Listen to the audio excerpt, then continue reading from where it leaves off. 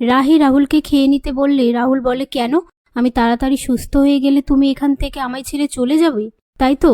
আমার চ্যাম্পিয়নশিপটা হয়ে গেলেই তো তুমি চলে যাবে, তাই না? রাহি বলে, তাতে তোমার কি? এই নিয়ে তারা কথা বলতে থাকে। এরপর রাহি রাহুলকে ঘুমিয়ে পড়তে বললে রাহুল বলে, আমি খাটে শোবো না, সোফায় শোবো। রাহি বলে, তুমি খাটেই শোবে। রাহুল বলে, তাতে তোমার কি? আমি যেখানে খুশি শুই, তুমি তো আমায় ছেড়ে চলেই যাবে। তখন রাহি বলে, তুমি কি শুনতে চাইছো বলো তো? এই নিয়ে তারা কাছাকাছি এসে একে অপরের দিকে তাকিয়ে থাকলে সেই মুহূর্তে কনক এসে বলে, আমি রাহুলের খাবার প্লেটটা নিতে আসলাম, না হলে তো এখানেই পড়ে থাকতো।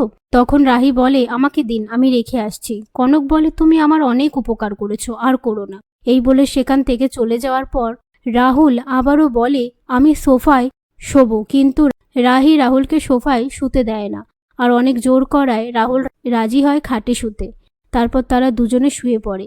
পরের দিন রাহুল রাহির হাতটা ধরে শুয়ে থাকলে রাহির ঘুম ভেঙে সেটা দেখে রাহুলের মাথার চুল ঠিক করে দেয়। হঠাৎ করে রাহুলের ঘুম ভেঙে গেলে রাহিকে বলে, কি করছিলে তুমি? রাহি বলে, কিছু না তো, তোমার মাথায় পাতার মতো একটা মশা ছিল, তাড়াচ্ছিলাম, এই বলে কথা ঘোরাতে থাকে। কিন্তু রাহুল ঠিক ধরে নেয় রাহি তার মাথার চুল ঠিক করে দিচ্ছিল।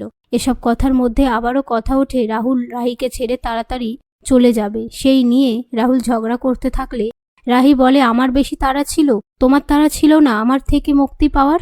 তখন রাহুল আপন মনে ভাবতে থাকে, রাহি রাহুলের পা ঠিক করার জন্য অনেক কিছু করেছে, তাতে রাহুল অনেক উৎসাহ দেখিয়েছে। সেই সব কথা রাহুলের মনে পড়লে পাশ থেকে রাহি বলে, কি হলো রাহুল, কে আগে মুক্তি চেয়েছে? আশা করি তোমার এখন মনে পড়েছে।